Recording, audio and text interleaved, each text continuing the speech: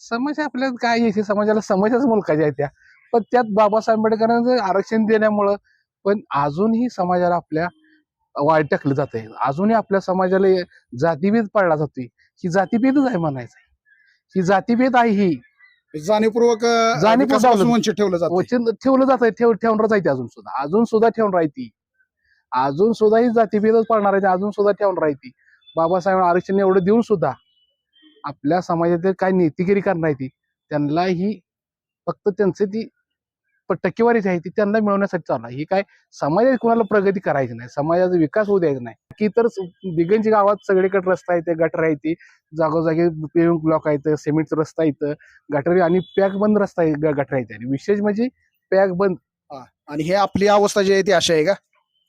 हा ST stand करून गावात जाणारा पूर्वीचा मेन रोड आहे. हा मेन जुना मल्हार का पंढरपूर ते मल्हारपेठ. हा, आणि त्याच्यावरती बघा हे असं सगळं घाणी साम्राज्य आहे. लोक अशामध्ये सगळे वावरतात. आपला संघर्ष काय समाजासाठी तुम्ही प्रयत्न केलेत का? माझा संघर्ष काय, माझ्या समाजात गावामध्ये की इतर ठिकाणी गटर येत्या, रस्ता येत्या, पॅक बंद गटर येत्या, पॅक बंद चांगल्या ठिकाणी पिविंग ब्लॉक बसवले त्या. कुणाची कुणाला अडथळा नाही असा रस्ता तयार करून ठेवले ग्रामपंचायतनं. पण आमच्याच 5 वार्डात का असं होऊ शकतंय? मी 2000 सालापासून या संघर्षामध्ये आहे. 2000 सालापासून 25 वर्ष झाले मी संघर्ष करतोय.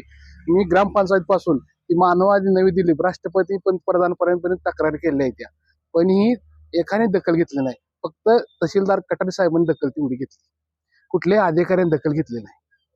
सीओ साहेब येऊन गेले, ते कलेक्टर मॅडम गेले, ते समाज कल्याण अधिकारी येऊन गेले, समाज कल्याण पुण्याचे आयुक्त येऊन गेले दिगंजी ग्रामपंचायत 5 वार्डात. माझ्याकडे फोटो आहे त्या संदर्भात.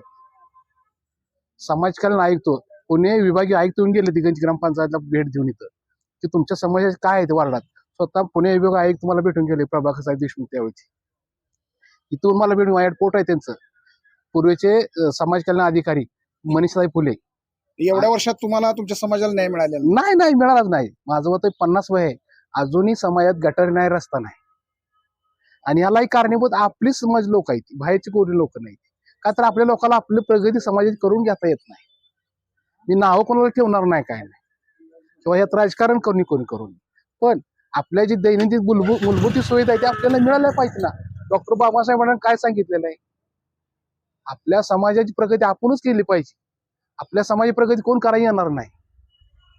आपल्या समाज प्रगती आपण कसं आहे माहिती आहे का, अजूनही आपल्याला आपल्या समाजाला काय पुढारी वगैरे आहेत का? हे आहेत का नाहीत म्हणजे आपले प्रश्न मांडण्यासाठी? मांडणारी भरपूर आहे ती, पण प्रॅक्टिकल प्रश्न मांडणारी कोण आहे? प्रॅक्टिकल प्रश्न मांडणारी कोण आहेत मला सांगा. 100 पुढारी आहेत, पण एकच पुढारी आहे तेवढा डॉक्टर बाबासाहेब आंबेडकर.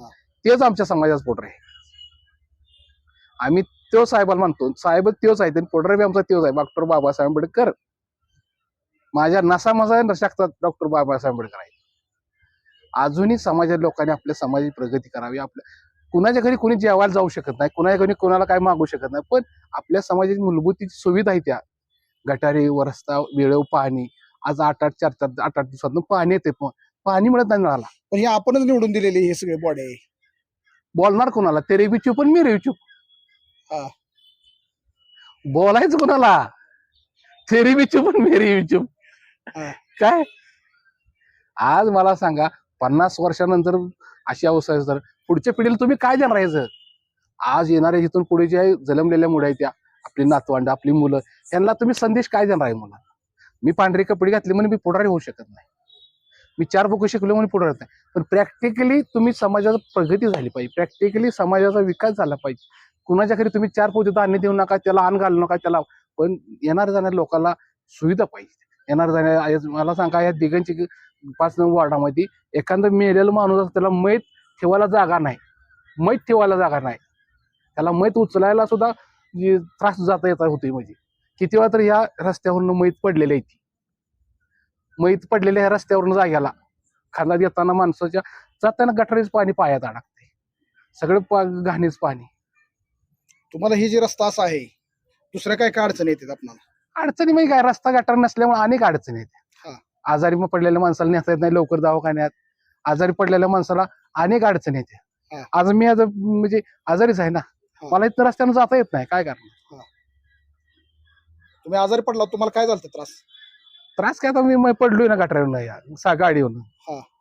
रस्ता नसल्यामुळे गाडीवरून पडलो ना मी.